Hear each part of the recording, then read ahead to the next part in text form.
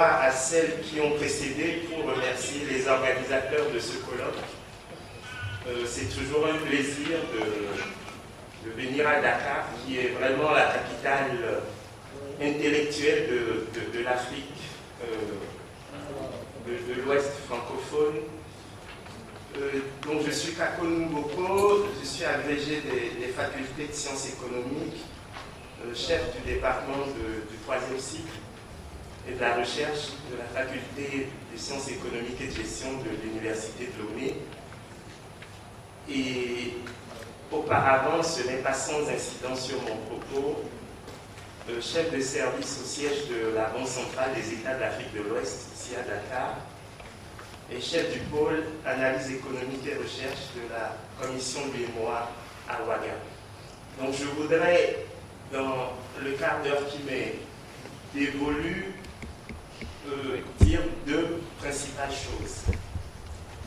Tout d'abord, montrer que la question des investissements n'est pas sans lien avec le dessaisissement des instruments de souveraineté économique dans nos pays, et ensuite revenir sur les enjeux spécifiques liés au problème de financement des investissements et à tout ce qu'on a pu entendre ici ou là sur les questions de prédation.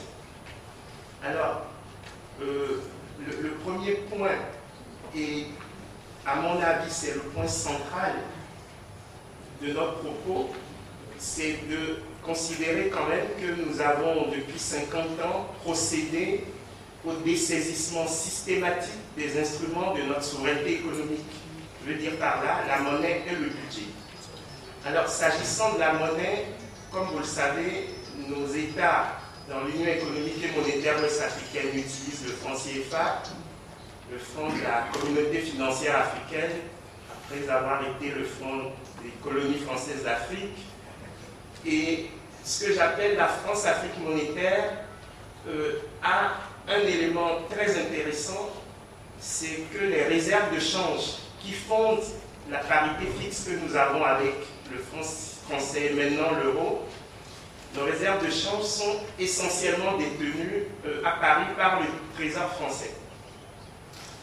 Alors que nous disent les textes avec le Trésor français, on dit si vous émettez un franc CFA dans votre économie, vous devez avoir 0,20 francs CFA sous forme de devise auprès du Trésor à Paris.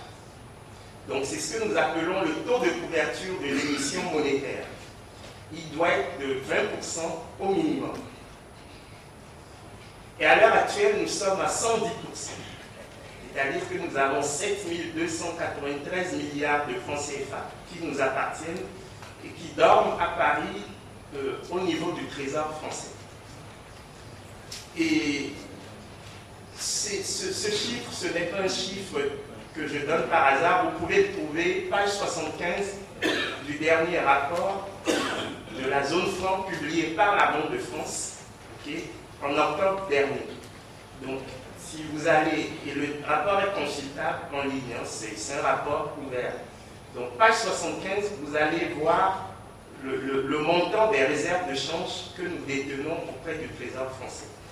Et ça, c'est juste la zone mémoire. La zone CEMAC, comme elle est productrice et exportatrice de pétrole, a quasiment 2 fois plus.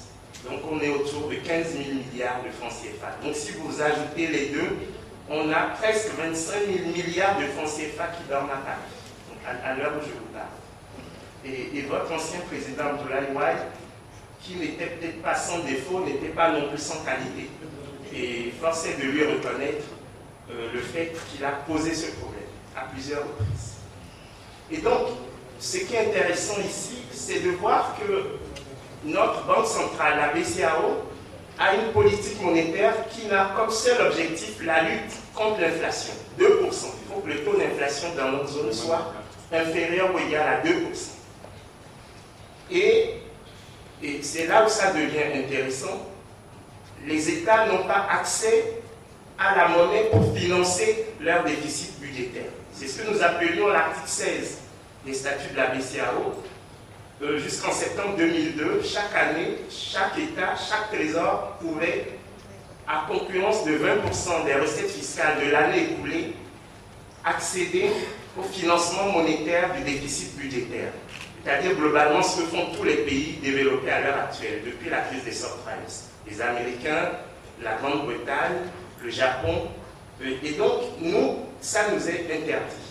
Donc, le résultat en matière de politique monétaire, c'est que nous sommes la zone de répression monétaire la plus forte au monde.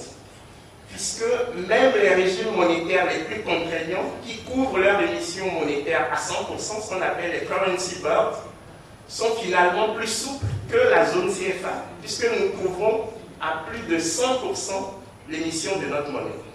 Qu'est-ce que ça veut dire? Ça veut dire qu'à l'heure où je vous parle, nous n'avons pas besoin de la France pour émettre le franc CFA.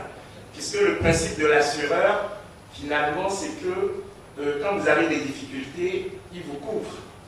Mais si l'assureur, pourquoi? Alors que les textes nous demandent de couvrir à 20%, nous couvrons à 110%. Maintenant, sur le budget, puisque c'est l'autre élément de la souveraineté économique, c'est la monnaie et le budget. Le budget, c'est le Fonds monétaire international et les critères de convergence du 8 mois. Alors, ces critères nous disent qu'il faut que le budget soit équilibré. Ça veut dire que les recettes doivent être supérieures ou égales aux dépenses. Et nulle part au monde, vous n'avez ça. Il n'y a que dans la zone 8 mois que vous avez cette contrainte. Dans la zone euro, vous avez au moins un déficit budgétaire qui doit être inférieur ou égal à 3% du PIB, et aucun pays ne le respecte. Même pas l'Allemagne, c'est seulement cette année que l'Allemagne est passée en deçà des 3% de déficit. Mais dans la zone UEMOA, le premier critère de premier rang, c'est solde budgétaire de base sur PIB positif ou nul. Donc, tout déficit budgétaire est prohibé. Alors, la question elle est simple. Comment vous voulez financer les économies si vous n'avez ni l'arme monétaire, ni l'arme... Ce que je suis en train de vous dire, c'est que même votre président actuel, Macky Sall, avec toute sa bonne volonté, ne pourra pas faire grand-chose s'il n'a ni l'arme monétaire, ni l'arme... Parce qu'il n'y a pas d'autre arme pour financer une économie. Et c'est là où j'en viens à partie de mon propos. C'est que ce dessaisissement des instruments de notre souveraineté coïncide avec la montée de développement. C'est-à-dire que nous nous sommes dessaisis de notre indépendance et nous avons accepté de financer nos économies via l'aide publique au développement et les investissements directs étrangers. Et qui nous donne cette aide publique au développement? Par exemple, c'est la France. Et qu'est-ce qui interdit à la France de puiser dans nos réserves pour nous prêter de l'argent? Rien. Puisque nous n'avons aucun contrôle. Le Niger, c'est la France. L'uranium du Niger, c'est l'uranium français. On peut aller plus loin. Dans quoi est-ce qu'on investit quand ce n'est pas dans l'uranium? C'est dans le pétrole. Okay. On a parlé ces jours derniers de la République Elf-Congo. Parce que je rappelle quand même que durant toute la guerre au Congo-Brazzaville, il n'y a pas eu un seul jour d'arrêt d'exploitation du pétrole congolais. Et ça, c'est quelque chose de tout à fait fondamental. On va dire qu'on ne parle que des ressources minières, mais même les ressources agricoles, c'est pareil. Le café, le cacao, le coton, rien n'est transformé. Et donc, nous sommes finalement 53 ans après les indépendances, toujours dans la logique du pacte colonial, qui, me semble-t-il, est visible à deux niveaux, qui sont les deux faces d'une même médaille, le niveau monétaire et le niveau réel. Parce que qu'est-ce qui se passe? D'où viennent nos réserves de change? C'est parce qu'on exporte les matières premières. Quand on exporte les matières premières, on a les devises, et ces devises, on les dépose à Paris auprès du Trésor, et ça nous garantit la parité fixe entre le franc CFA et l'euro. Soit dit en passant, comme l'euro est la monnaie la plus forte du monde, nous n'avons aucune chance d'être compétitifs puisque nous avons une parité fixe avec l'euro. Or, la monnaie internationale du commerce, c'est le dollar. Et comme vous le savez, ces 4 dernières années, le dollar s'est déprécié de 25% vis-à-vis de l'euro. Et donc, le franc CFA s'est apprécié de 25% vis-à-vis du dollar. C'est le serpent qui se mord la queue et on boucle la chose. Donc, dans ce contexte, arrivent les émergents. Et là, l'intérêt, c'est de savoir si ce sont des chevaux de Troie ou de nouveaux partenaires. Et la question, elle est très simple. Regardez la Chine. Comment procède la Chine?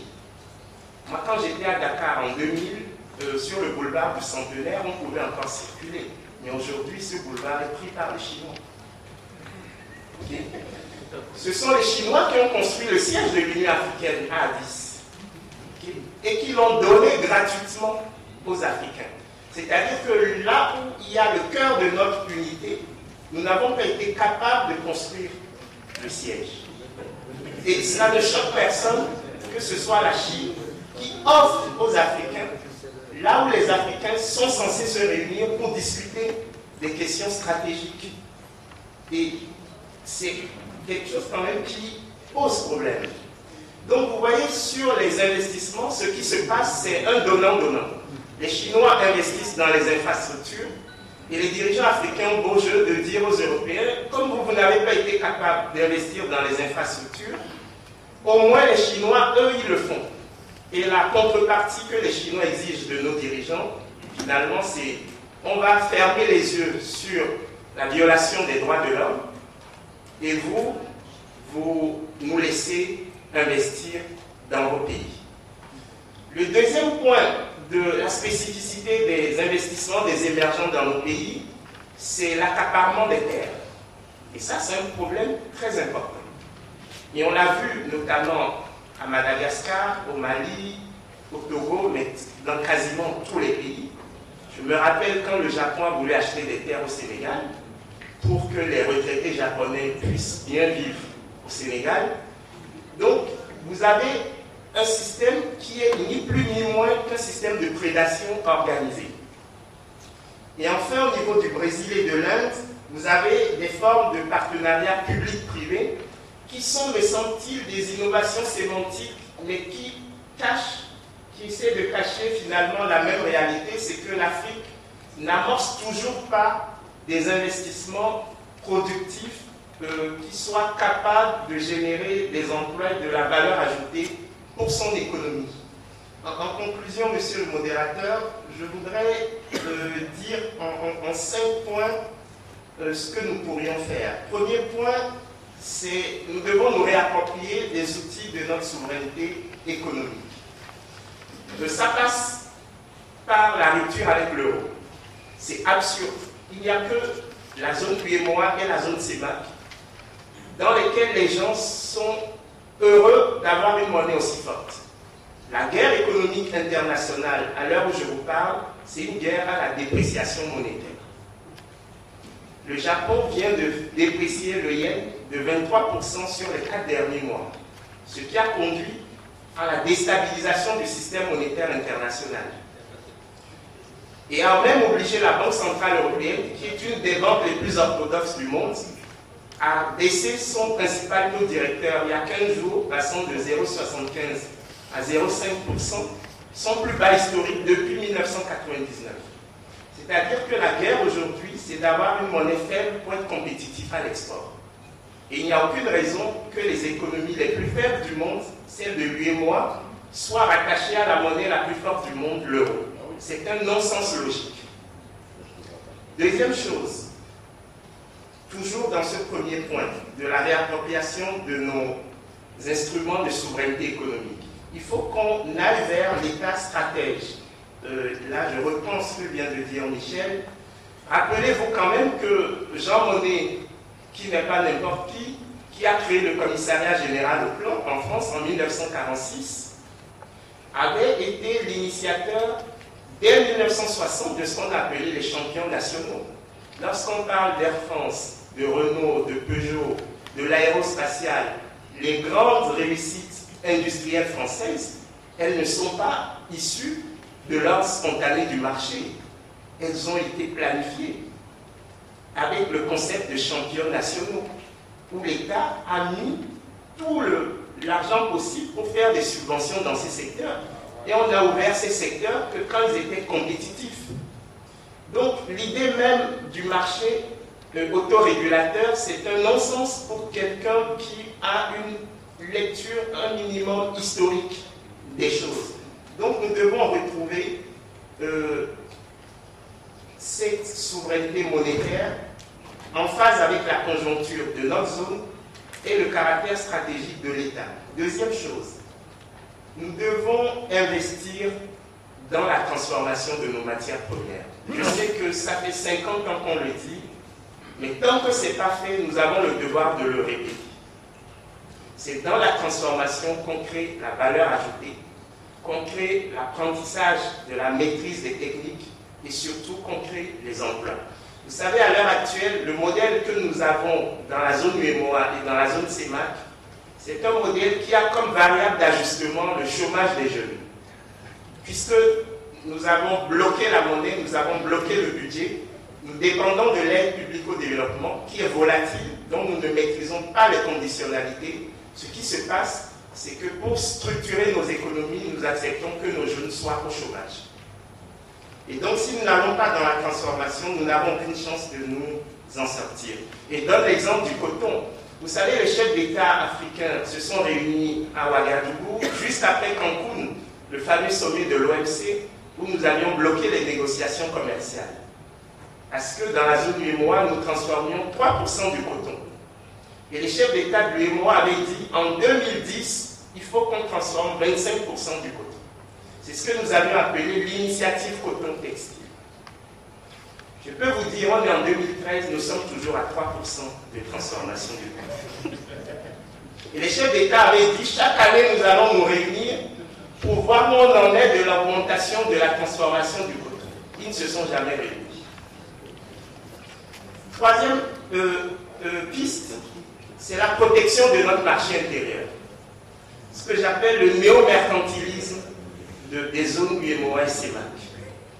Il n'y a pas de raison que la zone UEMOA soit la zone la plus ouverte du monde. Prenez notre tarif extérieur commun, le TEC. C'est maximum 20%. 0,5, 10 et 20%. Les 4 bandes tarifaires du TEC. Ça fait de notre zone la zone la plus ouverte du monde. Or, vous ne pouvez pas, dans un contexte de compétition internationale, où vous avez le textile chinois, où vous avez les friperies, ouvrir votre marché, qui est une industrie dans l'enfance, et espérer voir prospérer cette industrie. Ce n'est pas possible. Donc, le couple franc CFA fort et désarmement tarifaire, c'est un couple mortifère pour les économies de l'Union. C'est quasiment de la logique. Donc, les accords de partenariat économique que l'Union européenne veut absolument qu'on signe, ces accords sont un non-sens. Nous ne pourrons pas, alors que nos industries sont dans l'enfance, accepter la compétition ouverte avec l'Occident, sachant que les émergents qui sont plus développés que nous sont beaucoup plus protectionnistes que nous. Et donc, il faut protéger notre marché intérieur. Quatrième point, il faut créer des conditionnalités sur les investissements étrangers. Nous avons des codes d'investissement qui sont des scandales, de véritables scandales. Nous bradons nos ressources. Donc il faut absolument réviser tous nos codes d'investissement et obliger les industries qui viennent investir chez nous à être dans la transparence dans les industries extractives, vu qu'il y a des initiatives qui sont déjà prises, initiatives ITIE, et c'est quelque chose qui va de pair avec la responsabilité environnementale et sociale de ces industries.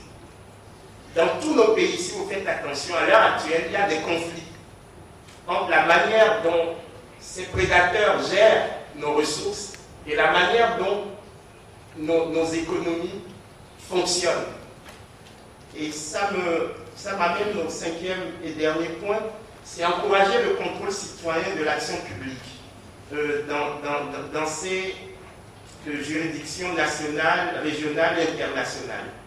C'est-à-dire qu'il faut absolument qu'on garantisse les droits des communautés riveraines par rapport au problème des investissements. Nous allons dans quelques minutes suivre notre ami de Guinée qui va donner des exemples concrets. Mais me semble-t-il, l'enjeu pour nous, c'est vraiment que ceux qui sont au plus près de nos richesses puissent, sinon en profiter, du moins ne pas en subir les effets, ce que nous appelons en économie les externalités négatives. Et pour finir, un proverbe de notre maître à tous, Joseph Kizerbo, qui disait « Il ne faut pas dormir sur la natte des autres. C'est comme si vous dormiez par terre. » Merci. Souverain sur le plan économique. Et pas